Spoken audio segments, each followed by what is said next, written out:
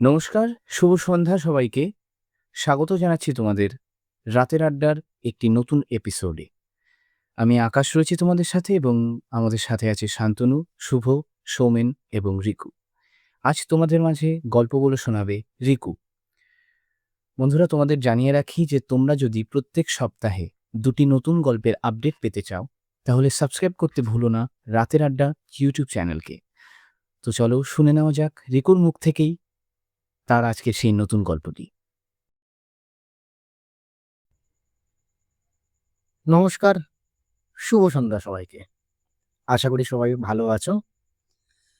তো আজকে আমি যে গল্পটা বলবো সেটা বেসিক্যালি একটা গাড়ি নিয়ে।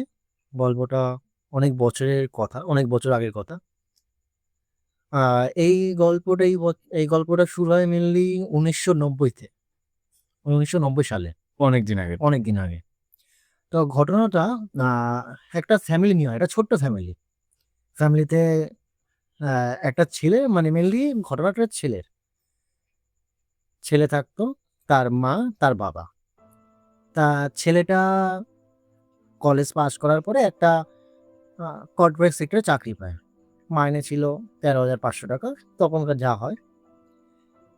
এবার তারা মধ্যবিত্ত ফ্যামিলি ছিল, ভালোই দিন কাটছিল। এবার ছেলেটা না অনেক শখ ছিল যে ও যখন চাকরি করবে বা কিছু করবে না, ওর একটা নয়, এটা হয় না, এটা আমাদের শখ হয়, বাইক কিনবে বা একটা গাড়ি কিনবে।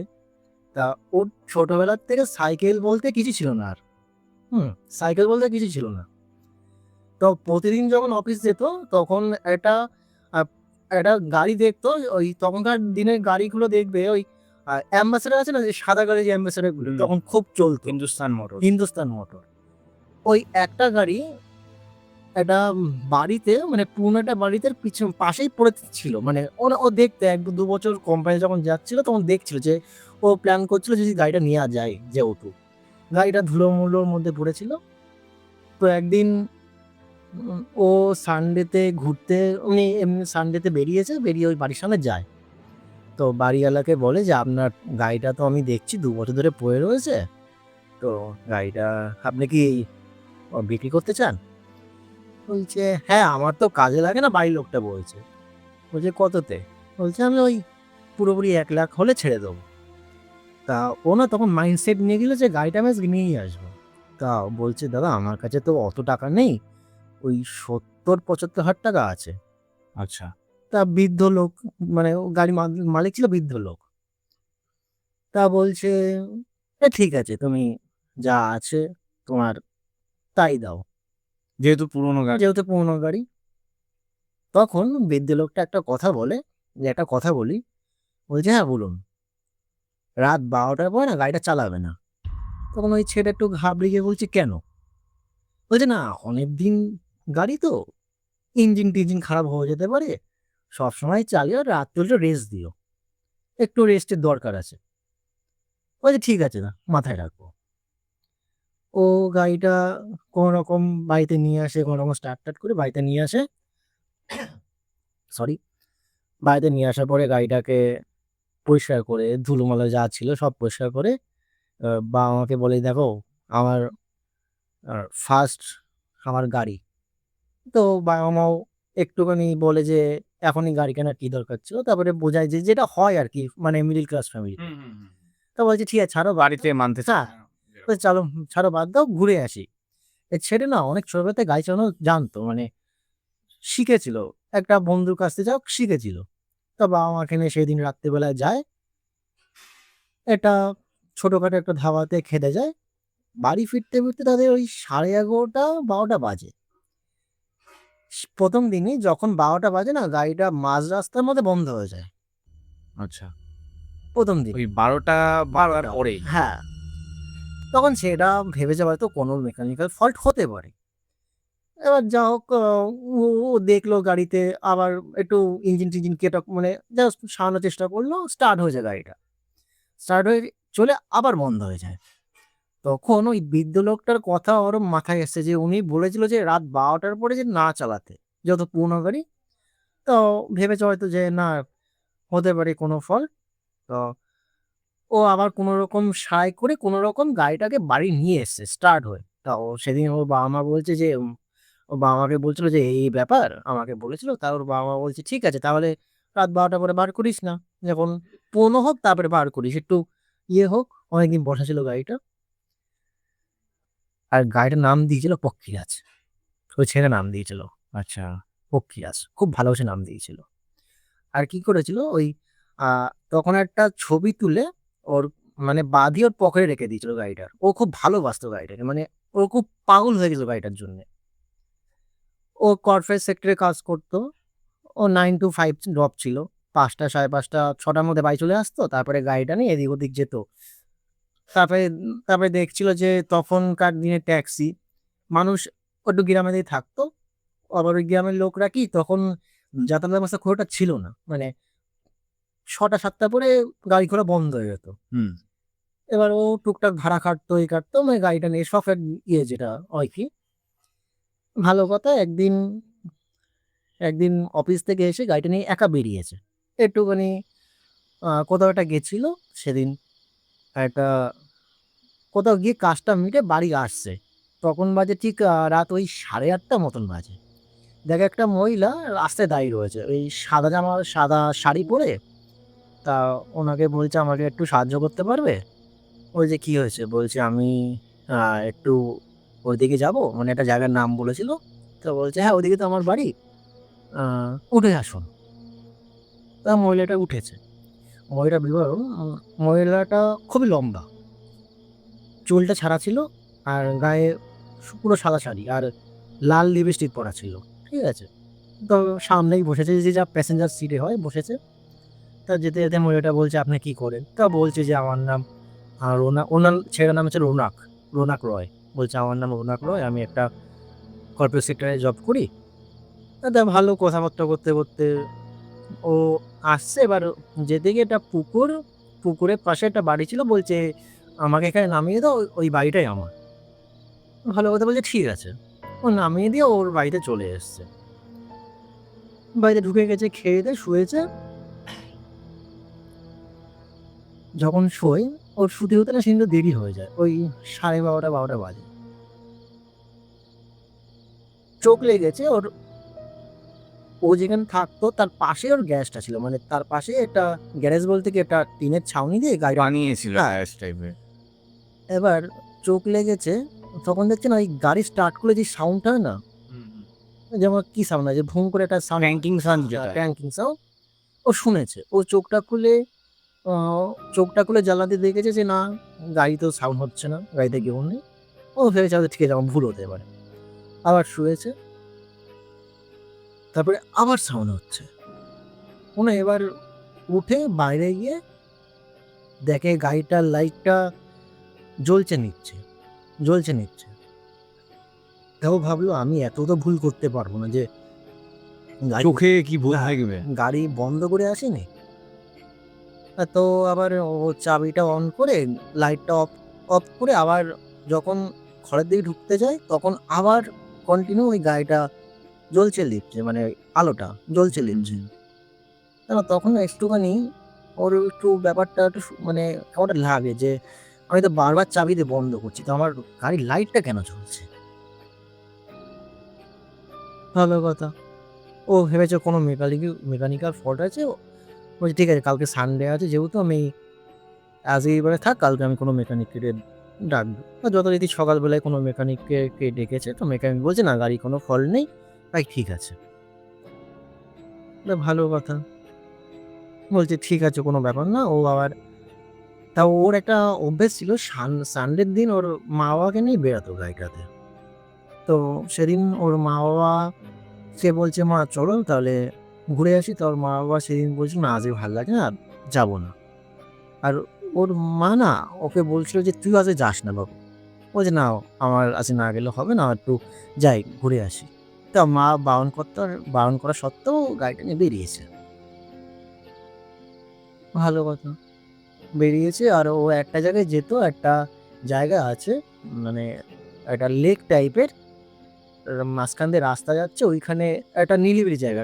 আশেপাশে কেউ নেই। একটা নিরিবিলি জায়গা যেটা হয় আরকি গ্রামের পরিবেশ। হুম। ও ওইখানে গাড়িটা দাঁড় করায়, একটা সিগারেট খায় আর গাড়িটার সাথে কথা বলে যে তখন সেদিন সেম কেস করছিল। ও গেল, সিগারেট খাওয়ালো।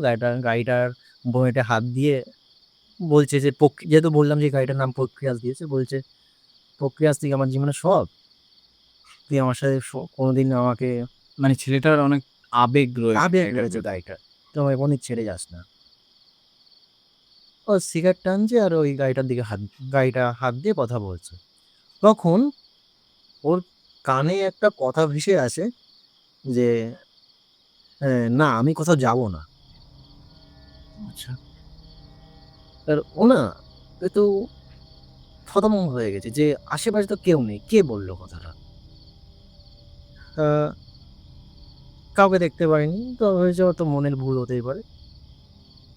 ও ভাবছে, "না, আমার ভাল লাগছে না, আমি বাড়ি যাবো।" ও সিগারেটটা ফেলে গাড়িতে উঠেছে, গাড়িটা স্টার্ট করেছে।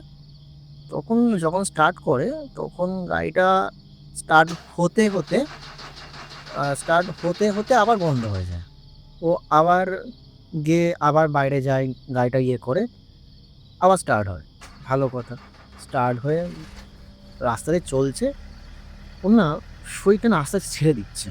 মানে কি বলবো, শরীরের ভিতরে কেমন একটা মনে হচ্ছে কি, ওর গায়ে কেমন একটা বাঁধা, বাঁধা জিনিস লাগছে। মানে কেউ বেঁধে রেখেছে ওকে। ওকে বেঁধে রেখেছে। মানে যেতে দেবে না ওখান থেকে। তা ও বুঝতে পেরেছে যে আমার সাথে কিছু না কিছু একটা হচ্ছে আজকে। ও খুব জোরে চালিয়ে বাড়ি আসে। বাড়ি এসে মাকে বলে যে, "মা এই ব্যাপার।" তা মা বলে উঠলো, "কিছু না, যে তুই সামথিং কোনো একটা কিছুতে ভয় পেয়েছিস। বলে তুই খেয়ে দিয়ে ঘুমিয়ে পড়।" তা ছেলেটা সেই রাতে খায়নি, ঘুমিয়ে পড়েছে।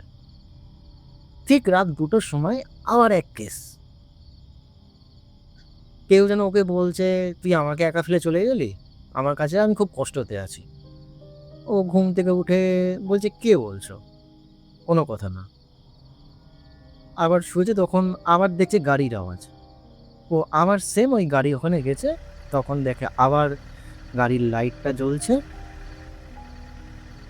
এবার গাড়িটা পুরো স্টান্ট হয়েছে।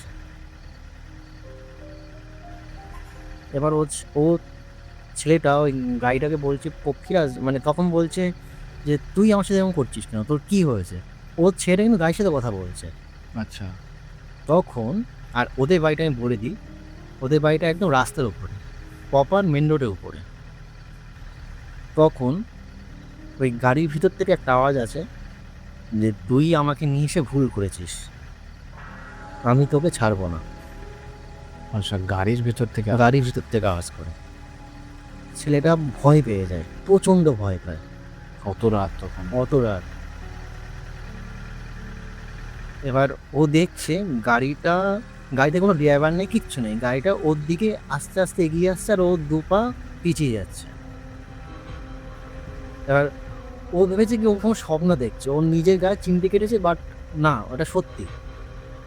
ও যখন গাড়িটা আসছে, মানে ওর সিচুয়েশনটা ও মানে বুঝতে পারছে না যে কি করবে। ও হোঁচট খেয়ে পড়ে যায়। আস্তে, আস্তে পিছনে যেতে লাগে, গাড়িটা আসতে লাগে। গাড়িটা আসতে লাগে, আস্তে, আস্তে পিছনে যেতে লাগে। ও কোনরকম পালিয়ে ঘরে আসে। কোনরকম পালিয়ে মাকে বলছে, "মা, তুমি শিগগির আসো।" ওর মা-বাবা উঠে ওর কাছে যায়, বলছে, "কি হয়েছে?" বলছে, "এই ব্যাপার।" বলছে, "কই? গাড়ি তো গাড়ির জায়গায় রয়েছে।" বলি, তুই কি ভুলভাল বকছিস?" বলছে, "না, আমি ভুলভাল বকবো না। আমি আমি যা দেখি সব ঠিক দেখেছি।" বলছে, "তুই ঘরে চ, তোর মাথা ঠান্ডা কর।" ওকে ঘরে নিয়ে জল-টল দিয়ে, ওর তাও মনের দিয়ে বেরায় না জিনিসটা। ও পরের দিন অফিস যায়নি। পরের দিন ওর যার কাছে গাড়ি কিনেছে তার কাছে গেছে। বলছে, "আপনি যে আমাকে বলেছিলেন যে রাত ১২ঃ০০ পরে গাড়িটা চালাতে মানে হবে না?" এই কেসটা উনি ওনাকে সব খুলে বলে যে এই ব্যাপার। তখন বুড়োটা ওকে বলে, মানে যে বৃদ্ধ মানুষটা বলে যে, "না, না, এগুলো তুমি সব ভুল দেখেছো। এগুলো তোমার সবই একটা ধারণা মাত্র। এগুলো কিছুই না। আমি বলেছিলাম যেহেতু পুরনো গাড়ি বসা ছিল অনেকদিন, সেহেতু ইঞ্জিনটা তো টানতে পারছে না। তুমি ভুল দেখছো। আর আমরা সবাই জানি, আর পাড়ার সবাই জানতো যে ও একটু মানে পাগল টাইপের ছিল। মানে গাড়ি নিয়েও খুব ছিল। মানে সবসময় গাড়ি নিয়ে ভাবতো।" তো বুড়োটা বলছে, তুমি বাড়ি যাও, এগুলো কিচ্ছু না।" তো বাড়ি এসছে ও। সেদিন আর ওর গাড়ি কাছে যায়নি, কিচ্ছু হয়নি। দুপুরে খেয়ে-দেয়ে বসে রয়েছে। ভাল লাগছে না। ও আবার ছাদে যায়। এদিক ওদিক করে, তাও গাড়িটার দিকে দেখছে, যে গাড়িটা এমন করে দেখছে যে বলছে মানে গাড়িটা নাকি ওকে যাচ্ছে না, ও একটা হচ্ছে, ওই কি বলে ছটপট, মানে যেতে পারছে না, অনুশোচনা হচ্ছে। ওর সঙ্গে সঙ্গে ছাদের থেকে নেমে এসে চাবিটা নিয়ে গাড়িটা নিয়ে বেরিয়ে গেছে। মানে ওরা নিজে আটকাতে পারেনি। ওর একটা প্রতিদিন শখ হয়ে গেলো যে গাড়ি চলবে, ওর গাড়ি প্রতিদিন চালাবে, ওর নিজেকে আটকাতে পারেনি। সেদিন অনেক রাত হয়ে যায়। সেদিনও সেম জায়গায় যায়, সেম জায়গাতে ও দাঁড়িয়ে সিগারেট খায়। এইবার তখন ওই গাড়িটা আবার সেম প্রবলেম হয়, গাড়িটা স্টার্ট হয়, গাড়িটা আপনা আপনি স্টার্ট হয়, আলো জ্বলে। তখন এইবার ছেলেটা খুব ভয় পেয়ে যায়। এবার তখন গাড়ির থেকে একটা আওয়াজ আসে, একটা কথা আসে যে, আমি তোকে ছাড়বো না, তুই আমাকে ওখান থেকে নিয়ে এসছিস কেন? আমি তোকে একবার নিয়ে আসতে বলিনি। এবার ওই ছেলেটা মানে আশেপাশে কেউ নেই, ও চিৎকার করছে বাট কেউ শুনতে পাচ্ছে না। তখন ওইখান থেকে ভিতর থেকে একটা আওয়াজ আসছে যে, চিৎকার করে লাভ নেই, তোকে আজকে আমাকে কেউ বাঁচাতে পারবে না আমার হাত থেকে। গাড়িটা একা একাই ওর দিকে আসছে, আর ছেলেটাও পিছাচ্ছে, সেম প্রসেস, আগের দিন রাতের প্রসেস। ছেলেটা পড়ে যায়। যখন গাড়িটা প্রায় ওর মানে ওকে চাপা দিতে যাবে, তখন দূর থেকে একটা আওয়াজ আসে, এ বাবু, বাবু, কি হলো? তুই এখন উঠে তুই এখন শুয়ে কেন? ও তখন চোখ খুলে দেখে ও বিছানায় শুয়ে রয়েছে। এতদিন বা এতক্ষণ যা দেখছিল ওটা ওর ঘটনা, ওটা ওর স্বপ্ন ছিল। আচ্ছা। ও ফোনটা খুলে দেখে ৭টা বাজে সকাল, ওর অফিস যাবে। ও সঙ্গে সঙ্গে কিছু একটা খেয়ে দাঁত মেজে জামা পরে ও অফিস যাওয়ার জন্য বেরোয়। বাস ধরবে, আমি আগেই বলেছিলাম যে রাস্তার উপরে। যখন বাস ধরার জন্য যখন দাঁড়িয়ে আছে, তখন পিছন থেকে একটা হরেনের আওয়াজ শুনতে পায়। ও ভেবেছে হয়তো বাস আসছে, ও সাইড দিয়েছে। পিছন ঘুরে যখন দেখে, সেই গাড়িটা যেটা স্বপ্নে দেখছে। যে স্বপ্নে দেখছিল, আচ্ছা। সেই গাড়ি স্বপ্নে দেখছিল। ও মানে খুব জোরে এসে ওকে ধাক্কা মেরে ওই জায়গায় পিষিয়ে দিয়ে গাড়িটা বেরিয়ে যায়। বাপরে! সেটা ওখানে স্পটে মারা যায়। এখানে আরেকটা জিনিস হচ্ছে, যখন ছেলেটা মারা যায়, তখন কিন্তু ওখানে আশেপাশে লোক খুব কম ছিল, ২-১টা দোকান ছিল। যখন পুলিশরা আসে, ইনভেস্টিগেশন যখন করে, তখন একটা জিনিস ওরা জানতে পারে, ওই গাড়িটা কোনো না তো ইন্ডিয়ার কোথাও রেজিস্টার করা আছে গাড়িটার নাম্বারটা। মানে কোনো রেজিস্টার খাতায় নেই, কোনো গভর্নমেন্টের খাতায় নাম্বার প্লেট কি ব্ল্যাঙ্ক ছিল? আর নাম্বার প্লেট ছিল, বাট ওই নাম্বারটা ডোন্ট ম্যাচ। আর যার নামে গাড়ি ছিল ও নাম ট্রান্সফার করেননি। যার নামে গাড়ি ছিল সেই গাড়িটা মানে এক্সিস্টই করে না, মানে পৃথিবীতে এক্সিস্ট করে না, অ্যাকচুয়ালি তার মানে ওই নাম্বারটাই এক্সিস্ট নয়। এক্সিস্ট নয়। সেটাই। আর একটা কথা, পুলিশ যখন ইনভেস্টিগেশন করে, তখন জানতে পারে যে ও যে গাড়িটা ওকে মারে, সেই গাড়িটার ভিতরে কোনো ড্রাইভার ছিল না। গাড়িটা গাড়িটা ড্রাইভার ছাড়াই এসেছিল, ওকে মেরে চলে যায়। তো আমার গল্পটা আজকে এইটুকুনি। যদি তোমাদের ভালো লেগে থাকে, দর্শকরা বলবে। শুভরাত্রি।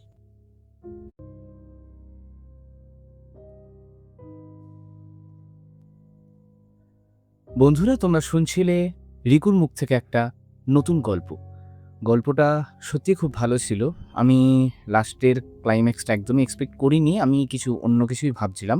তো যাই হোক, তো তোমরা যদি এরকমই গল্প শুনতে চাও, তাহলে আমাদের সাথে এইভাবেই আমাদেরকে সাপোর্ট করে দিও। আর আ আজকের গল্পটা কেমন হয়েছে সেটা অবশ্যই তোমার মূল্যবান মতামতটা আমাদের কমেন্ট বক্সে কমেন্ট করো। আর একটা লাইক দিয়ে দিও। দেখা হচ্ছে বন্ধুরা পরবর্তী কোনো নতুন এপিসোডে। শুভরাত্রি।